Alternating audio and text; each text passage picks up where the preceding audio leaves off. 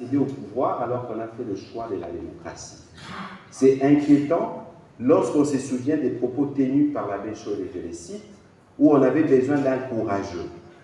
Est-ce que les fameux courageux a été trouvé par l'Église catholique, entre guillemets, parce qu'il ne faut pas faire d'amalgame, et pour qui on a besoin des légitimés, parce que les mots du cardinal, j'espère qu'il fera une clarification, peuvent être perçus comme un encouragement, comme un soutien moral à ceux qui choisissent de prendre les armes pour penser conquérir le pouvoir, alors que nous sommes dans un cycle depuis 2 ans qui veut que nous puissions sortir de cela. Notre ami Lévin parlait d'adhésion massive. Je ne sais pas quel est le contenu qu'il donne dans massif lorsque vous voyez 3-4 individus, parce que nous savons tous qu'il y avait un moment de RCD. Nous avions vu toutes les têtes couronnées du RCD. Où est-ce qu'ils sont aujourd'hui? Du CNDP. Là, ce n'est pas une rébellion, c'est une agression qui est établie d'un pays étranger. Que des compatriotes pensent qu'il faut se mettre sur ces congolais sous prétexte que ça ne va pas dans le pays, il y a un véritable problème. Pourquoi on fait des élections? J'ai aussi entendu toujours le cardinal dire qu'on a un budget d'à peine 3 milliards. Je suis désolé, mais qui est-ce qui prépare les dots? Nous avons atteint des records. Aujourd'hui, on parle de 16 milliards de budget.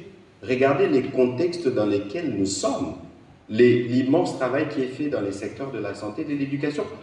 D'ailleurs, l'Église catholique est partenaire dans l'éducation.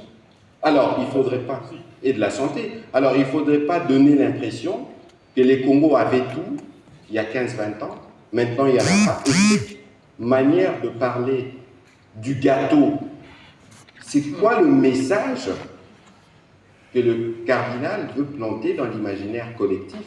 Donc, devons-nous tous regarder l'accès aux responsabilités comme un gâteau et que nous tous, nous devons avoir 3 chapitres? Je pense qu'il faut qu'on fasse très attention à des mots lorsque nous les utilisons dans le contexte qui est le nôtre.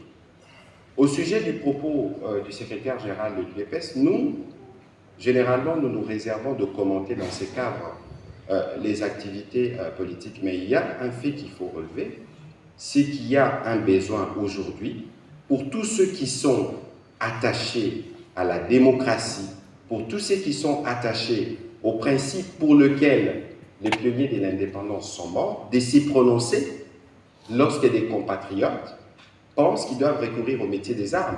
Et lorsque nous voyons que ceux qui ont adhéré 3-4 viennent d'un même parti politique, je crus entendre qu'il y avait une réaction, mais il faut une réaction plus musclée. Parce que sinon, ils vont éveiller les soupçons de service pour retracer les uns les autres. Et donc ici, il faut qu'on fasse attention sur ce qui est frustration d'ordre politique et sur ce qui est activité qui vise à tuer les Congolais. Parce qu'une rébellion, c'est tuer une agression, c'est tuer des femmes, et tout ça, nous parlons d'ailleurs des femmes, on n'a pas eu l'occasion de faire un commentaire là-dessus, mais ce sont nos femmes qui perdent le plus de vie. Nous avons des militaires braves, même si aujourd'hui, j'ai reçu un appel du gouverneur de l'Ituri, qui a été particulièrement touché par certains propos. Nous avons des militaires qui se sacrifient, qui meurent sur le front. Ce n'est pas parce que nous n'avons pas encore fini la guerre dans laquelle nous sommes engagés qu'il faut jeter l'opprobre sur l'armée.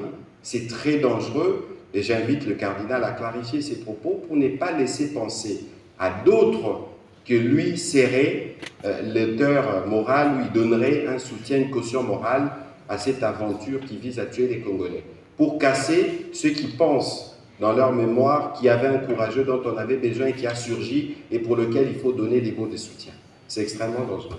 Voilà, Madame la ministre d'État, je ne sais pas si vous avez un petit commentaire sur ces sujets, mais on va aller à terre. Oui, je n'ai pas de commentaires, je voudrais juste appeler tout le monde, tous les acteurs, tous les leaders d'opinion à se ranger autour du chef de l'État, soutenir nos FARDC parce qu'il s'agit d'une guerre d'agression dont les rapports sont venus des Nations Unies, de tous les États du monde, pour vous montrer clairement que la RDC est agressée par les Rwandais. Aller soutenir un pays étranger pour venir balkaniser la RDC, la RDC est en train de se prendre en charge. Je pense qu'il serait mieux que si ces propos ont été mal perçus par nous, nous pensons qu'il est grand temps, comme vous l'avez dit, que les auteurs de ces propos puissent les clarifier absolument. Voilà, merci. Alors,